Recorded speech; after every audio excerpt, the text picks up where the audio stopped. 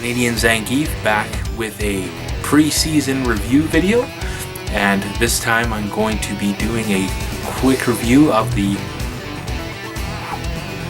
new K101 Revo, supplied to me by GBA SP1, the Revo team. And yeah, I'm going to open it up, take a look and see what the differences are, any kind of improvements, and yeah, let's take a look.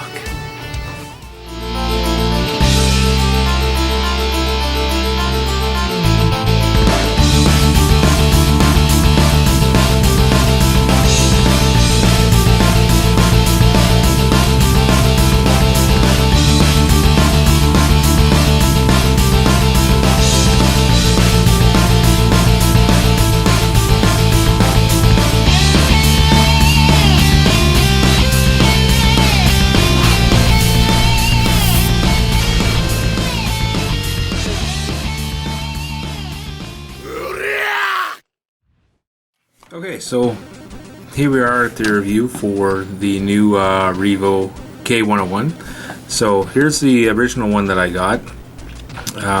Still Revo K101 Plus, standard white and black.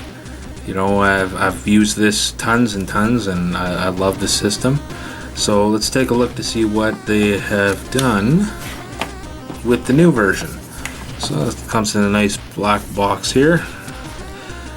I'd say the packaging is a lot nicer this time around. The box before was nice, but this has got kind of like an iPhone quality box to it. It's nice and heavy duty. So we got the transparent blue Revo K101 here. Okay, that looks really nice. You know, see the batteries and everything. Still got the same labels.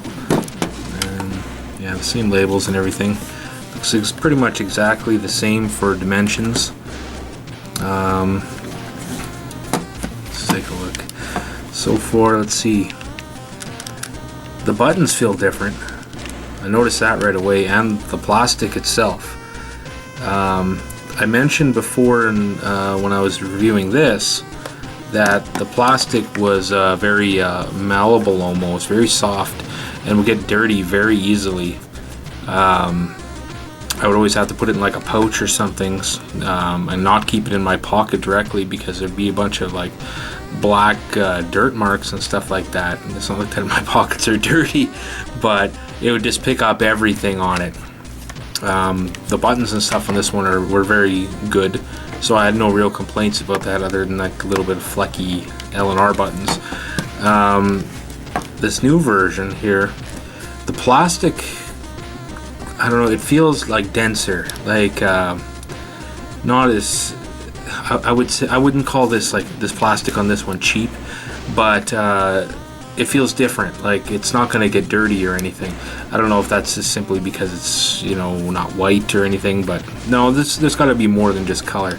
It's a different plastic, and the D-pad, it feels a little bit better. Like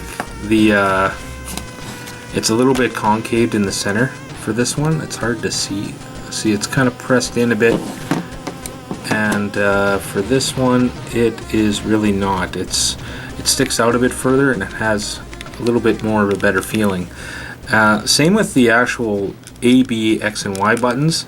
They actually stick out also a little bit further.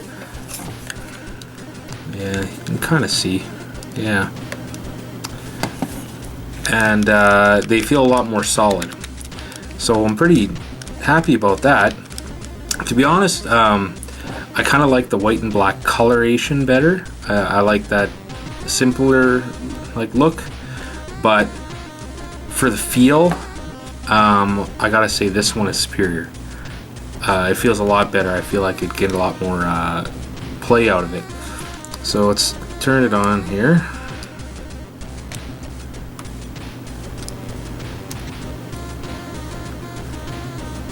And it's loading up pretty much the same as the other one here. And the sound should be, yeah, nice good sound. So we'll go on Nintendo and we'll do Castlevania. So there's also another option here that I didn't notice with the previous one.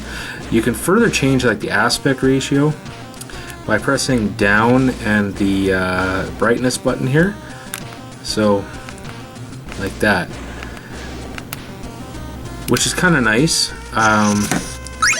Some NES games, you know, they scale a little bit differently. So you see right here, like at the top, the bars come right up to the top here, but this one moves it down a little bit. So yeah, it's nice to have something to play around with. It comes a little bit clearer.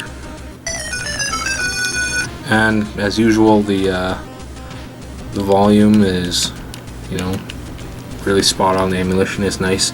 If you haven't watched the previous video, this emulates NES, Sega Master System, Game Boy Color, Game Boy Advanced, and Game Gear.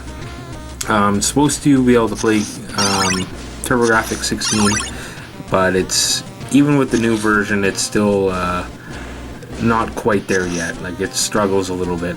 I'm still hoping that hopefully a software patch or something will fix that up and, you know, improve it.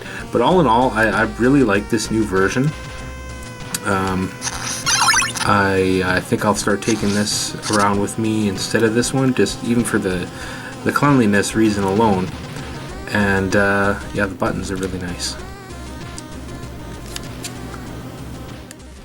So like I said, I'm still I'm really happy with the build quality of this Revo.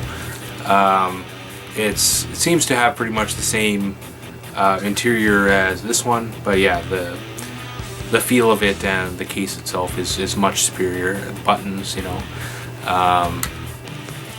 and if you haven't got the original one, I highly recommend that you do pick this up.